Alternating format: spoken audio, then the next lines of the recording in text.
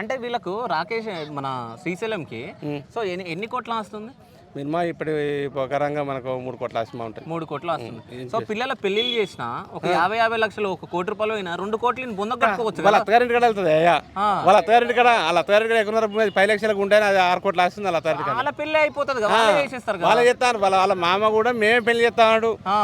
ఈ పిల్లలను ఇంకొక 5 ఏళ్ళు వాడే సాధిండు. ఒక సంవత్సరం సందే వాళ్ళు ఇక్కడ ఉంటారు. 5 సంవత్సరాల సంది తిండి అయినా వచ్చినప్పుడు 1000 రూపాయలు సామాన్ అదొకటి ఒకటి తీసుకొచ్చి పిల్లల వారితో పిల్లలు తినుడే. వీడు బయట పోయి కొనుకొచ్చి ఏం లేదు పిల్లలకు.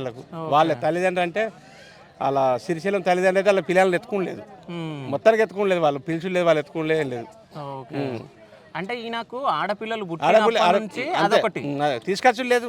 అక్కడ సంవత్సరానికి అక్కడ 8 నెలలు ఉంటే ఇక్కడ 4 నెలలు ఇటు తిరుగుడే. అంటే మీరు ఇదే ఊర్లో ఉంటారు కాబట్టి ఇదే ఊర్లో శ్రీశైలం వల్ల నాన్న అశోక్ గాని, వాళ్ళ అమ్మ లావణ్య గాని, ఈ రాకేష్ అనే వ్యక్తి గాని అంటే ఎట్లుంటుండే జనాలతో? వాళ్ళు బయట అమాయకత్వంగా ఉండు ఒకరితో లొలికేం పోయేది కాదు. వాళ్ళ ఇంట్లో సమస్య మన బయటికి రానిపోరు.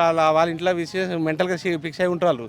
ఈ బయట ఎవరితో నిల్లేం పెట్టుకోపోరు. ఒక 9 తింటోళ్ళు కాదు. కానీ ఇక వాళ్ళది ఏంటంటే వానికి పెట్టే గుణం కాదు. ఎవడన్నా బిచ్చగాడికి పోతే వానిచ్చి వాడే కొంచెం పీకవాలి వెళ్ళిపోగానే కూర్చోబెట్టపోరు.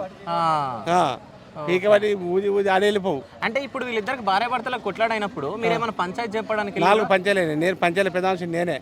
4 పంచాయతీలేనే. జమనాథి కూడా అట్నే ఉంది. ఇంకా 15 రోజులు టైం ఇచ్చినాం. 15 రోజులలో నువ్వు ఏదైనా సర్దుకపోయే పని చేయండి. విడాకులకు అయితే సహకరించమని మేము అన్నాం. విడాకులకు సహకరించాలి, కోర్టు ధర పోవాలి.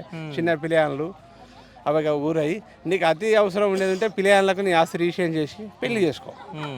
పెళ్లి చేసుకుంటుంది కానీ పెళ్లికి సంతకం పెడుతుంది, కానీ ఇడాకులో సంతకం పెట్టాను. అది నేను నీకు ఇడాకులో సంతకం పెడితే నాకు నీకు నియార బలం ఎక్కువ ఉంటుంది.